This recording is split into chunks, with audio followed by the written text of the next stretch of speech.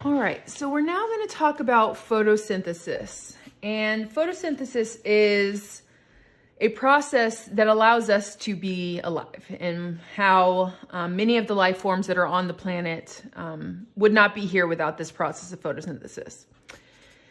And photosynthesis, if you look at the name, it says the word photo, and then it's going to have synthesis. So it's going to be using light to then produce something, okay? The organisms that are going to do this are going to be plants, some algae, okay? And algae are in this group called the protists, which we will talk about a little bit later. And some bacteria do this as well. Okay, and they're going to be called cyanobacteria. All of this process is going to transform sunlight energy into chemical energy. Okay, and so what this is going to look like is we're going to have carbon dioxide, we're going to have water, we're going to then have sunlight that comes in and provides the energy, and that energy is then going to be stored in the bonds of glucose. And there's going to be a byproduct of oxygen. Now, whenever we're writing something like this, we always have to make sure that everything's even on each side. And so in addition to writing this, we also have to put sixes in front of all of these additional ones. You don't do it in front of the glucose, but there's 6 carbon dioxide, 6 waters, sunlight, and then in that process, photosynthesis, you will take this and turn it into glucose and oxygen. So organisms that do this are going to be producers, or we can call them autotrophs. Okay, and in plants, the location of this process is going to happen inside the chloroplast. Okay, and so the chloroplast is going to have, this is an organelle. It's, this is something you find in plants. It's going to then have kind of a pigment that we're going to talk about called chlorophyll.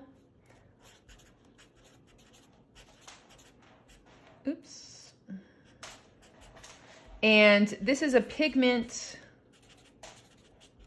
that absorbs sunlight. Okay? Now I'm going to kind of talk about this whole process. And again, like I did with cellular respiration, both of these processes could be very complicated and we can go into tons of detail. But instead of doing that, I more want to focus kind of on big picture, what is happening, okay? So the main thing we need to talk about first is kind of the different molecules that are going to be involved. And also we need to talk about sunlight energy, okay? So let me mention first, we need to talk about where we get our different molecules. So the first thing I want to mention is kind of the carbon dioxide and water.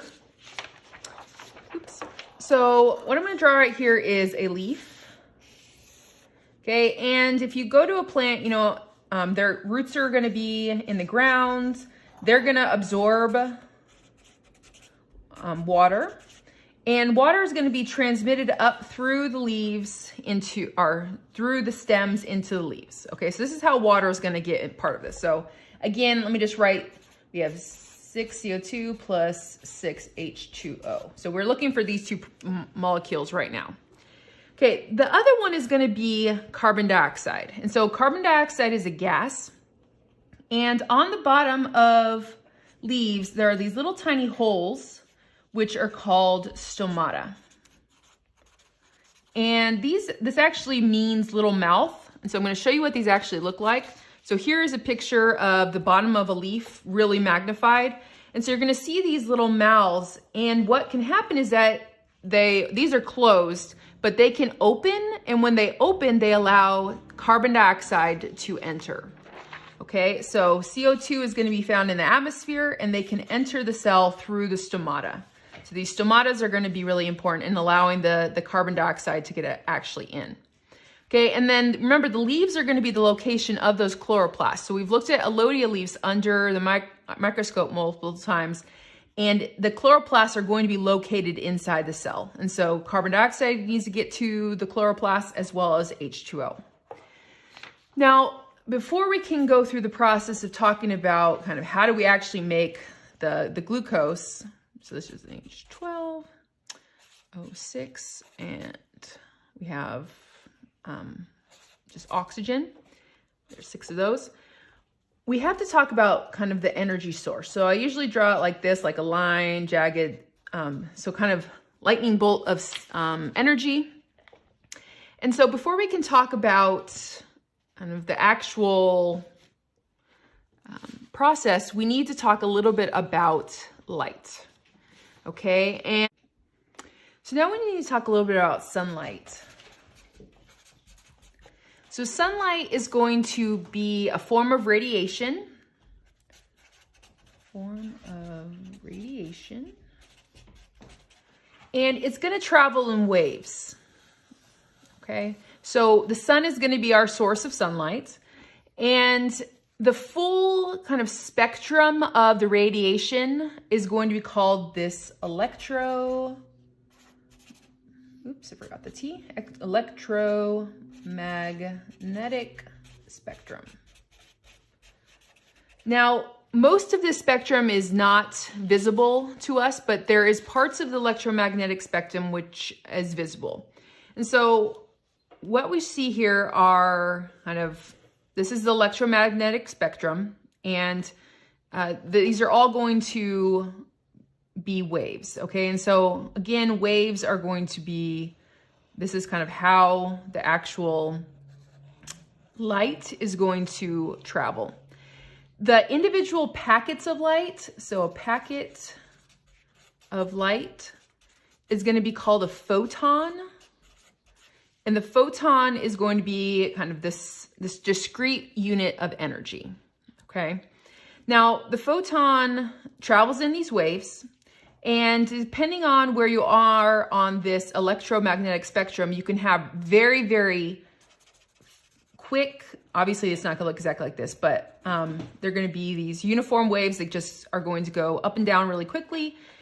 And then you're going to have other ones that are going to have really long wavelengths. And so the wavelength is kind of the distance between peaks. And so sometimes you're going to have very small distances. And this is saying this is 10 to the -5 nanometers distance from wave to wave, to something where a radio wave on the other side is going to have 10 to the 3rd meters from wave to wave. So these are really large. Now, the light that we're most interested in is going to be this visible light spectrum right in here between the UV and the infrared. And visible light is going to represent kind of the rainbow of colors that we see. So these are the ones that we are capable of seeing as humans, okay? Now, you're going to see that there are different colors, and the different colors are going to correspond to different wavelengths. So for example, kind of purplish violet colors are going to be this wavelength of 380 nanometers between the peaks, okay? And you're going to see this is ultraviolet, which means that it's kind of going to be next to the violet visible range. And then we're going to go through the colors. We have blue, greens, yellow, orange, and reds over here. Okay, infrared, so is going to be above the red here, but red on our visible light spectrum is going to have 750 nanometers between the wavelengths. Okay, so this is basically what we can actually see. And the very interesting thing about what we see is that when we have objects, and so for example, here is a chloroplast. So we have a chloroplast, and we're going to have the structures within the chloroplast that are going to actually have these pigment molecules that have chlorophyll, which we see as green. So what happens is sunlight is going to come in. The sunlight is going to be, some of it's absorbed into the actual chloroplast, okay? And the part that's not absorbed is what's going to actually reflect back to our eye. So when we see green, that means that the chloroplasts, these structures, the chlorophyll, they do not absorb green light, and therefore it's reflected back to our eye, and that's what we actually see when we look at greens. We see this leaves, we see this green light. All the other colors that are absorbed are going to be the ones that are actually used for photosynthesis. Okay, so the wavelengths that are going to be used, you know, these photons, those are going to come from areas that are not going to be in the green spectrum. So leaves are going to absorb things like red, and then also kind of on this bluer violet edge. These are going to be where the chlorophyll is actually going to absorb light that then is used for the process of photosynthesis. All right, so kind of what this is going to look like is that we have these chloroplasts, okay? And the chloroplasts are going to have kind of the structures within them. So we have these thylakoid membranes that are stacked in groupings called grana. And in the actual thylakoid membranes, we have these pigment molecules called chlorophyll. Okay, so the chlorophyll is actually going to absorb sunlight. So if we have solar energy, the solar energy is going to come and it's going to be absorbed by the chlorophyll molecules. The chlorophyll molecules are then going to be able to allow for the conversion of the solar energy into a usable energy for the plant, which is going to be glucose. Okay, so this whole process, we're going to get water, we're going to have carbon dioxide, and then in the chloroplast, we're going to have solar energy, and out, we're going to get glucose, so C6H12O6, and we're also going to have some oxygen that's released. Okay, so this is kind of the big picture, and instead of seeing my drawing, you can kind of see what it looks like here. So these are a stack of thylakoids. There is chlorophyll. Chlorophyll is very important. It's the pigment that's going to actually absorb the light. Here's the sunlight coming in. Water is going to be a molecule that donates hydrogens and electrons that are then going to be stored in the molecule of glucose. Okay, we also need carbon dioxide. The carbon doesn't come in until a later step. We're going to first talk about this first step, which we're going to call the light reaction. Okay, you're going to see some similar players that we've seen before in photosynthesis, in cellular respiration. You're going to see ATP. You're going to see an energy carrying molecule, or this electron carrying molecule. This one's a little bit different from the one we saw in cellular respiration. This one is called NADP+. And when it has electrons it's carrying, it's turned into NADPH. Okay, so we're going to kind of break this up into two parts to talk about photosynthesis.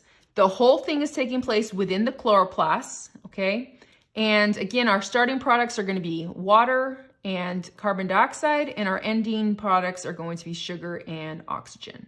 Okay, our energy source is going to be light.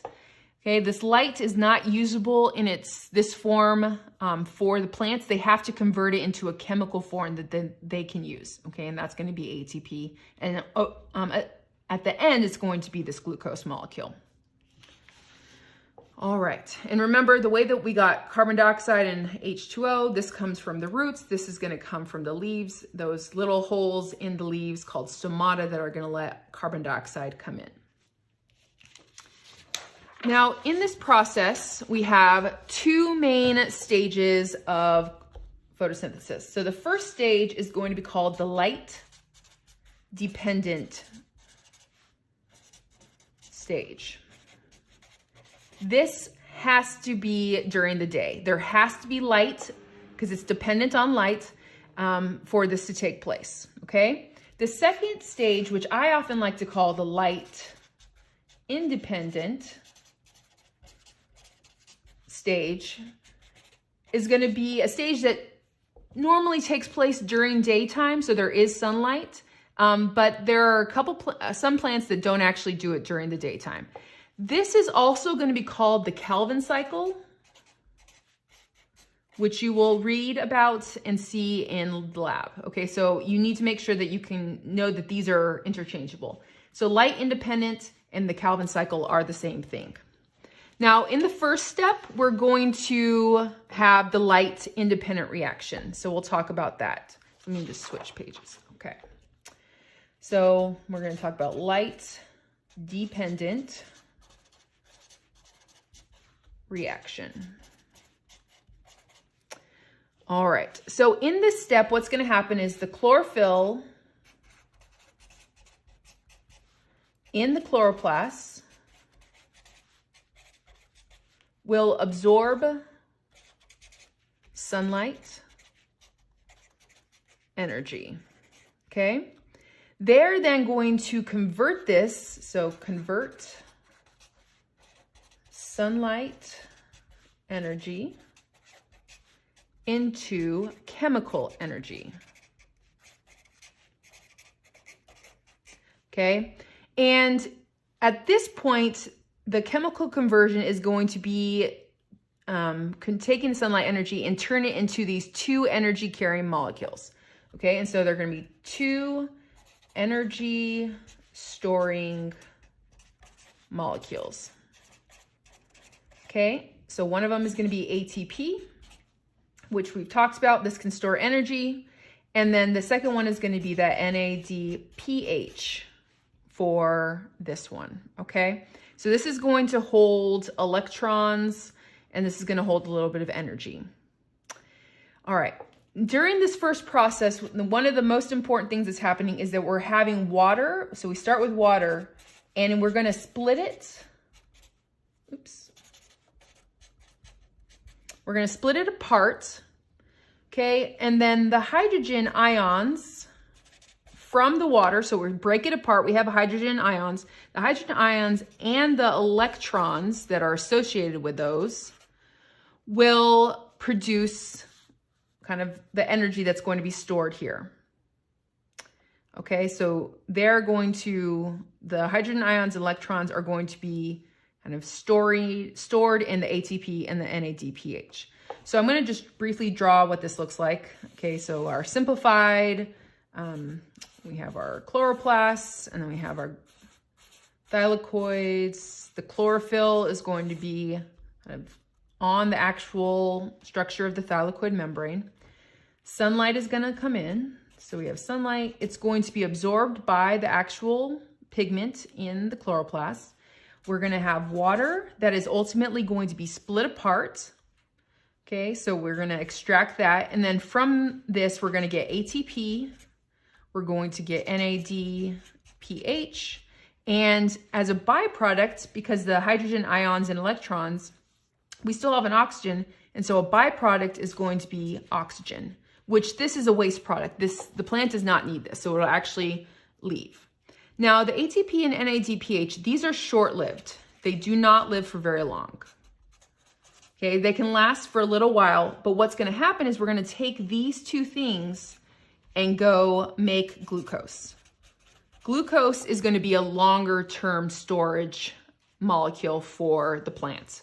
It eventually can then be turned into starch that's even longer term storage, but this is going to be what we first make, this glucose. Now, during this first step, we have something that we use that we've seen in cellular respiration, which is going to be the electron transport chain. So this is something that you see both in photosynthesis and cellular respiration. Okay, and this is what it's going to look like. Okay, so here's the electron transport chain.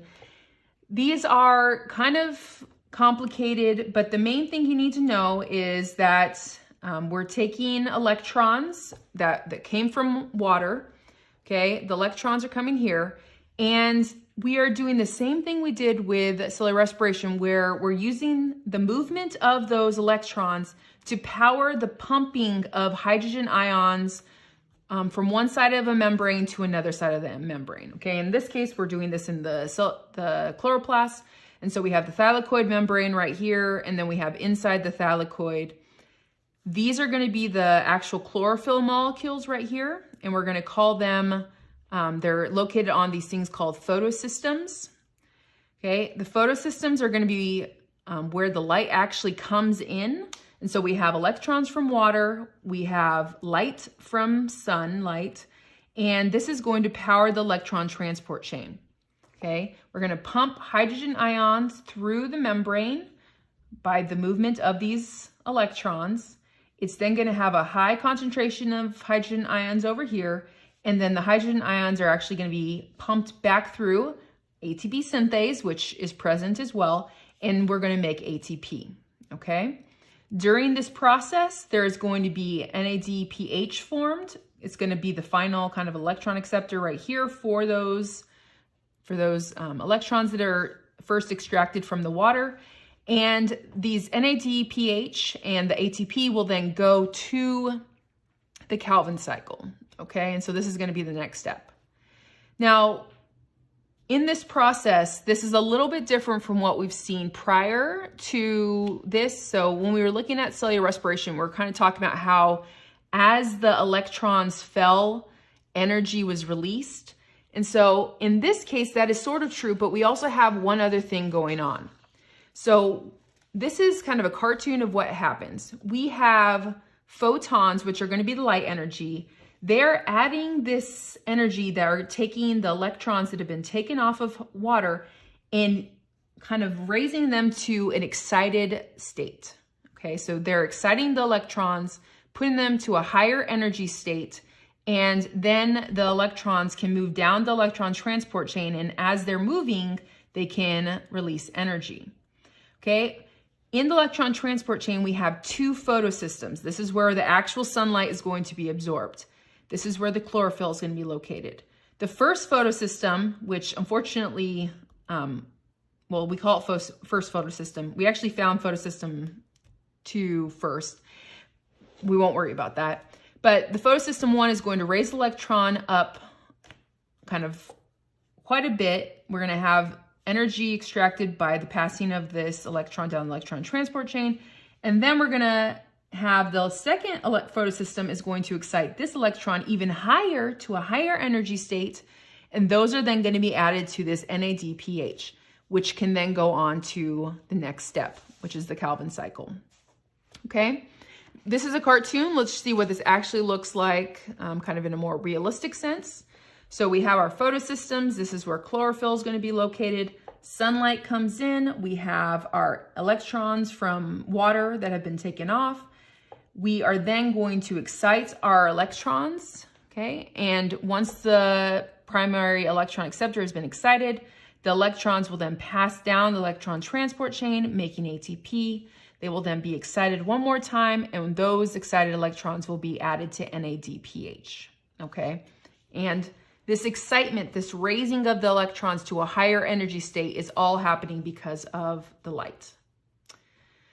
All right, so once we're done with the electron transport chain, and I can, again, go back to this, we are going to end up, so the way that I'm going to test this, since we're doing this in a different way and we don't have as easy of a time as me to explain this, the main thing I want you to know about this first step is that first, this is where light is being used, so it is light dependent, okay? Water is going to be split. There is an electron transport chain, and what we're producing is NADPH and ATP. So why don't we write that out?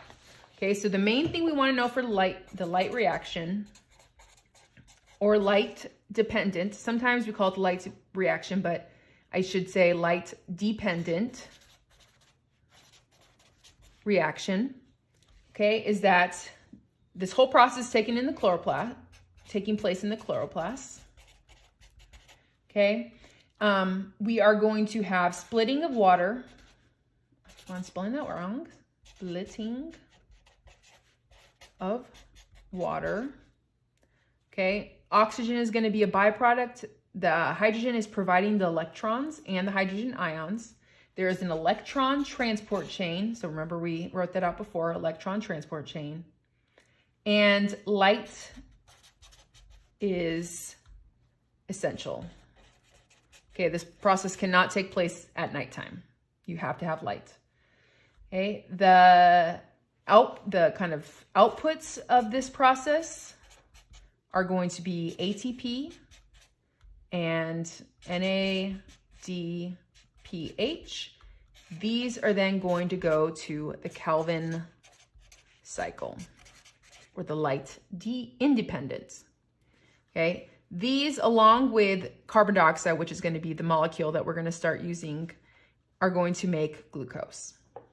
Okay, so the next step in this process, which can be called the light independent or Calvin cycle, is going to be a process where we take ATP, NADPH. We're also going to add in our carbon dioxide. Remember carbon dioxide from the beginning. These are all going to enter something called the Calvin cycle. Okay, and in this process, the carbon dioxide are going to enter, and we're going to kind of have multiple steps. We're not going to really talk about all the steps because it's quite complex. Lots of enzymes are involved. But what's going to happen is out of this, okay, so this, many of the enzymes are going to be reused through this process, but carbon dioxide enters and it's going to leave as C6H12O6. Okay, so we have carbon dioxide, we have ATP, the energy required to be stored within these bonds. Okay, and that will then be our second and last stage of this. Okay, so during the Calvin cycle, CO2, carbon dioxide, is converted to glucose. Okay, glucose is going to store energy in its bonds. Okay, so those are going to be able to store for longer. So for example, remember we've kind of seen glucose before. Glucose is going to look like this.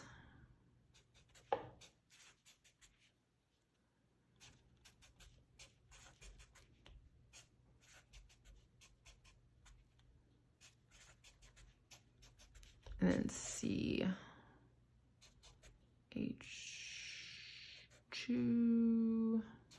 Is that right? Yes. No. 3. CH3. All right. So in these bonds is going to be where the actual energy is stored. And so that's why we then take this molecule, go to, we eat it, and we then break this down in cellular respiration. So there's energy stored in here. The plant can use this. We can also use this. Okay. So this is going to be kind of major what's happening. And this is what I'm going to show you kind of what it looks like.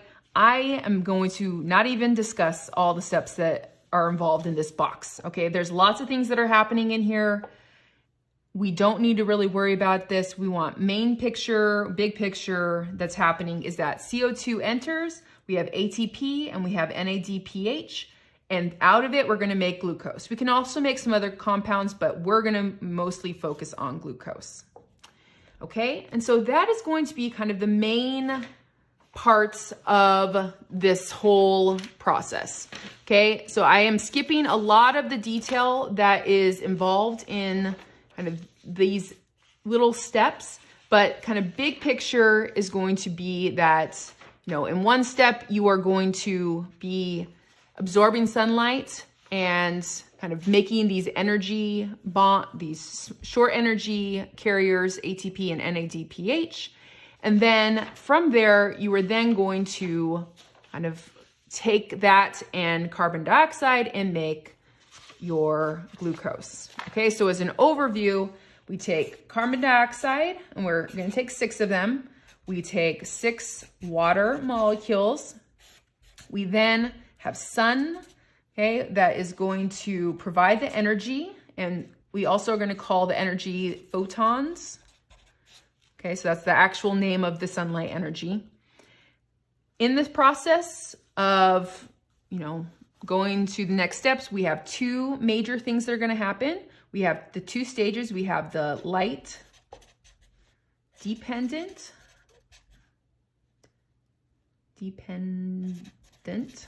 and the Calvin or light independent stage.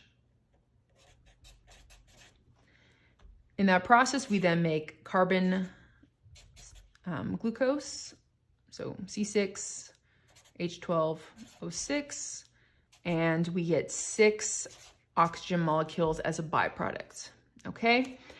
This process is truly amazing, and you can imagine, so I didn't kind of mention this before, but the sun is 93 million miles away from us. And so sunlight is coming in from the sun. It is then being absorbed by the leaves. The leaves are being able to do this process where they're actually absorbing sunlight and then producing chemical energy. That chemical energy is then going to be consumed by us, so we can actually consume it. The plant also is going to be able to use it for energy and also for building its own structures. So remember that glucose can be strung together in polymers. Okay, so you can make cellulose, which is going to be a structural component, and then they can make starch, which is going to be a storage energy component. Okay, so those are kind of the details that I'm going to want you to know about photosynthesis.